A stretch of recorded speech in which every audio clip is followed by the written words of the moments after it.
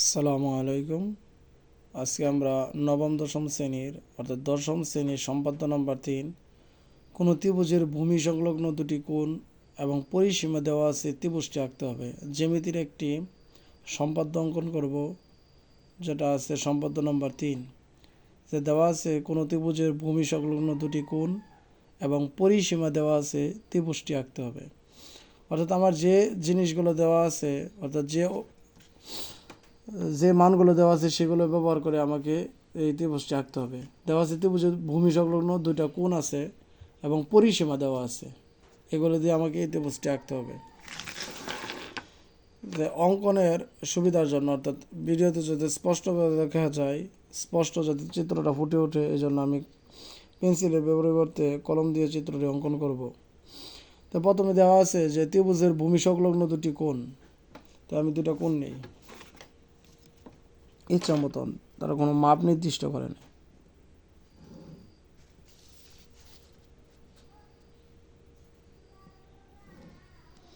একটা কোণ নিলাম,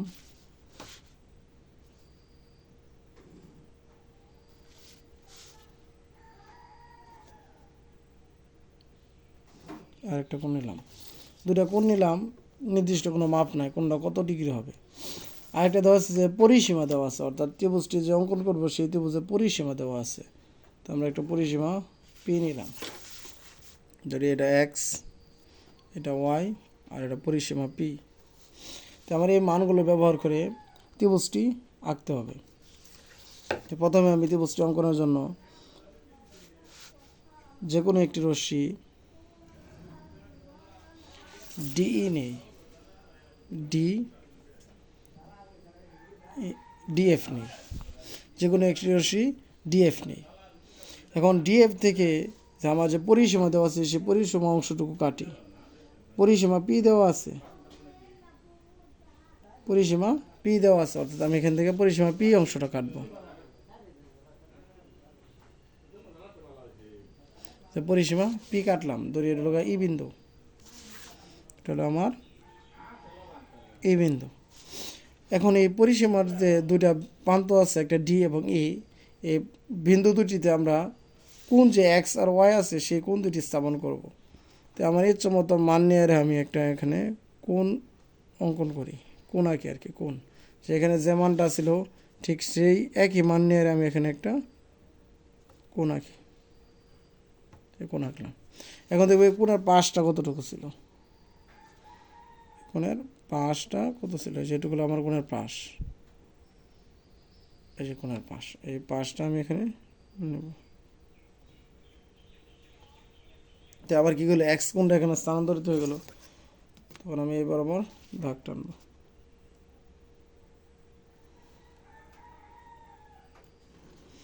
আপনাদের কিন্তু অবশ্যই অঙ্কটা পেন্সিল ব্যবহার করে করতে হবে। আমি শুধু করে কলম ব্যবহার করছি যাতে ভিডিওর মধ্যে চিত্রটা সঠিকভাবে ফুটে ওঠে আর কি।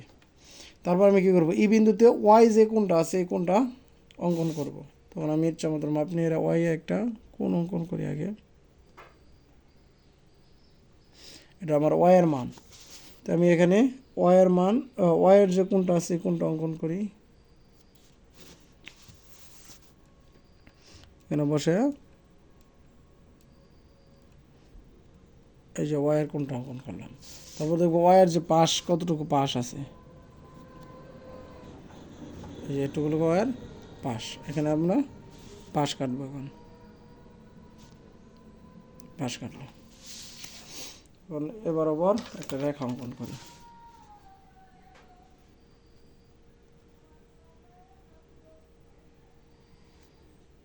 একটা রেখা অঙ্কন করলাম।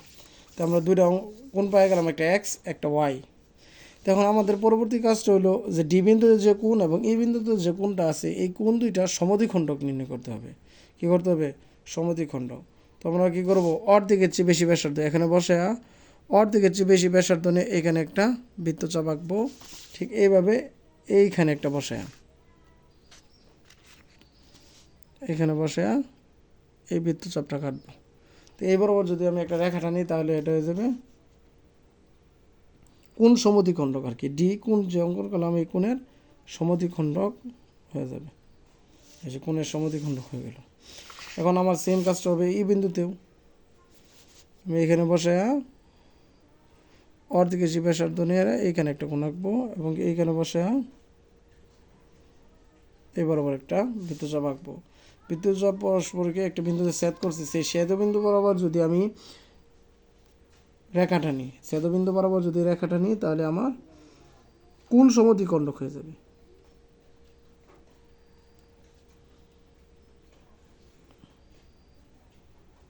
যে আমার কোণ সমদ্বিখণ্ডক হয়ে গেলো। মনে করে আর পরস্পরকে এ বিন্দুতে ছেদ করছে, রেখা দুই পরস্পরকে এ বিন্দুতে ছেদ করছে।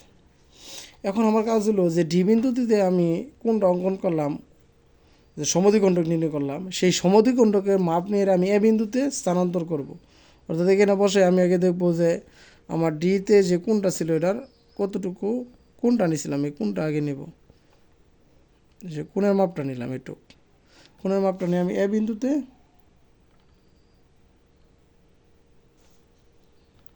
এই যে এ বিন্দুতে লিখবো আর কি, এরকম।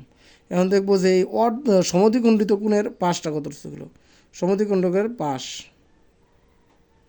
মনে করি সমদ্বিখণ্ডকের পাশ ছিল এটুক, তো আমার এখানে করতে হবে। এটা কিন্তু এক্স কোণের সমান হবে না, এক্স কোণের যে সমদ্বিখণ্ডক আঁকছি ডি বিন্দুতে সেই সমদ্বিখণ্ডকটা হবে যেরকম সমদ্বিখণ্ডক। তো এই বরাবর যোগ করি,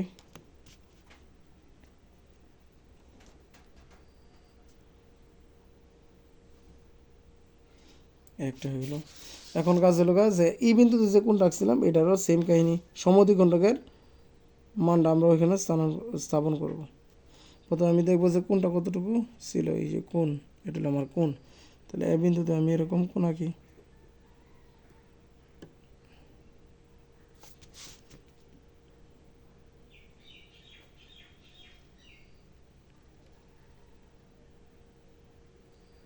এরকম আঁকলাম।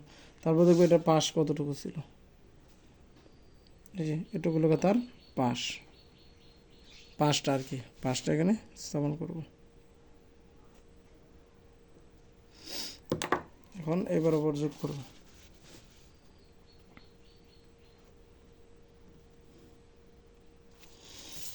ধরি এটা বি বিন্দুতে আর এটা সি বিন্দুতে ছেদ করছে, এটা হলো আমার ত্রিভুজ, নির্দিষ্ট ত্রিভুজ, এবিসি ত্রিভুজ।